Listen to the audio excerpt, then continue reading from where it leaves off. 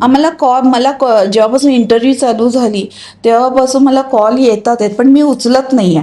हा कॉल येतोय, पाकिस्तानवरनं कॉल येतात आहेत आणि मला काय समजत नाहीये की का न्याय मिळत नाहीये आणि आम्हाला पण या गोष्टीचं अजून काहीच समजत नाहीये. श्रद्धा वालकर हत्याकांडाला 4 वर्षांचा काळ उलटला तरी श्रद्धाच्या कुटुंबियांना न्यायाची प्रतीक्षा कायम आहे. श्रद्धाची हत्या ज्या पद्धतीने करण्यात आली त्या प्रकरणातील सुनावणीला होत असलेल्या विलंबावर श्रद्धाची आत्या राजल नाईक यांनी संताप व्यक्त केला आहे. त्याचवेळी आपण श्रद्धासाठी माध्यमांशी बोलण्यास सुरुवात केल्यानंतर पाकिस्तानातून निनवी फोन येत असल्याचा गंभीर आरोप त्यांनी केला आहे. मला भीती वाटते आहे की हे फोन कशासाठी येत आहेत म्हणून मी फोन उचलत नाही. येणाऱ्या फोनचे स्क्रीनशॉट मी काढून ठेवले आहेत. मी फोन उचलला नसल्याने अद्याप कोणतीही धमकी देण्यात आली नाही, मात्र याबाबत पोलिसांत तक्रार करणार आहे असा दावा राजल नाईक यांनी केला आहे. श्रद्धाच्या हत्येच्या कथित नियोजनाबद्दल बोलताना त्यांनी आरोपीच्या शिक्षण आणि न्यायालयीन प्रक्रियेवरही तीव्र प्रश्न उपस्थित केलेत. श्रद्धाची ज्या प्रकारे प्लॅनिंग करून हत्या केली त्यानुसार त्याचं डोकं एवढं शार्प आहे, त्याला शिकवून त्याचं डोकं आणखी सुपीक करायचं आहे का? तो अजून किती मुलींचा मर्डर करू शकतो याचं शिक्षण त्याला घ्यायचं आहे का, असा संतप्त सवाल त्यांनी केला. जर त्याला फाशीची शिक्षा होणार असेल तर त्याला एवढ्या शिक्षणाची गरज काय, एवढी मुदत का घ्यायची, असा सवाल करत त्यांनी केंद्र सरकारवरही निशाणा साधला.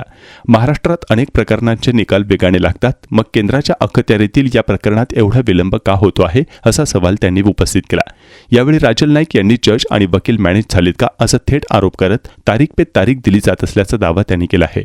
श्रद्धाच्या वडिलांची शेवटची इच्छा पूर्ण न झाल्याची खंतही त्यांनी व्यक्त केली. श्रद्धाच्या वडिलांनी मुलीच्या अवशेषांपैकी एक हाड मागितले होते, मात्र ते मिळाले नाही असा दावा राजल नाईक यांनी केला. ते मिळालं असतं तर श्रद्धाच्या वडिलांना ते हयात असताना मुलीवर अंतिम संस्कार करता आले असते. त्यांची ही शेवटची आसही पूर्ण होऊ शकली नाही अशी भावनिक प्रतिक्रिया त्यांनी दिली. आज श्रद्धाचे वडील हयात नाही, तिचा भाऊ आहे, मात्र त्याला आम्ही समोर आणू इच्छित नाही. संपूर्ण देश वाट पाहतोय. श्रद्धाला न्याय कसा मिळणार असा सवाल करत आरोपीला लवकरात लवकर शिक्षा मिळावी हीच श्रद्धाच्या वडिलांची शेवटची इच्छा होती आणि ती तरी पूर्ण व्हावी अशी मागणी राजल नाईक यांनी केली आहे. मला सवलती मिळतात म्हणजे त्याला सवलती का मिळतात आहे? फास्ट ट्रॅकचा अर्थ काय आहे? फास्ट ट्रॅकचा अर्थ असाच आहे ना की तिला लवकरात लवकर न्याय मिळावा म्हणून आमच्या गव्हर्नमेंटनी पण तेच सांगितलेलं. मग सेंट्रल गव्हर्नमेंट फास्ट ट्रॅकचा अर्थ समजत नाही आहे का?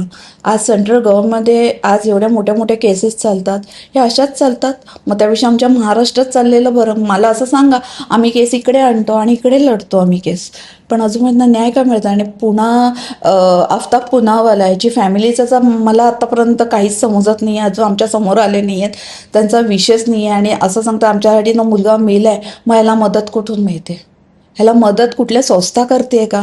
आणि ती संस्था काय त्याला पुरवते का? तर मला नाही भेटत. आज तो बिर्याणी खातो, मजा करतो. मी जेव्हा कोर्टात गेलेली तर तो हसत खेळत येतो, एकदम VIP सारखा येतो. कुठला तरी स्टार येतो तसा हातबीत तसा बेड्यामध्ये घेऊन असा रफ चालतो. हे काय गुन्हेगार आम्ही आहोत का तो आहे? म्हणजे आम्ही गुन्हा दाखल करतो, आमची मुलगी गेली, लॉस आमचं आहे आणि आम्हाला न्याय मिळत नाही. आणि त्याला चांगलं त्याचा इतका आदर, तिथे बिर्याणी खातो, त्याची बॉडी दुसऱ्या माणूस एकदम बारीक होऊन म्हणजे मरायची भीक मागितली असती, पण तो तर मस्त टमटमीत आहे. म्हणजे सेंट्रल गव्हर्नमेंटचे जेलमध्ये एवढं आहे, मग असे केसेस वाढतील आणि लोक जेलमध्ये मस्तपैकी फुकटचे खायला येतील असंच मला वाटतंय.